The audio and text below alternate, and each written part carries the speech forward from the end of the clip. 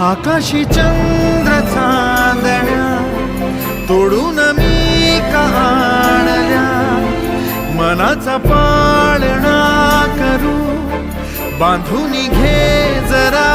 झुला, डोळ्यात तूच साजणी सुखाचा स्पर्श तू नामा, तुझ्या विना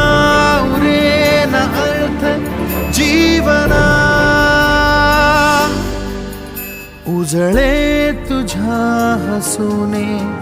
कणकण, अन चंद्र हे हातीचे काकण.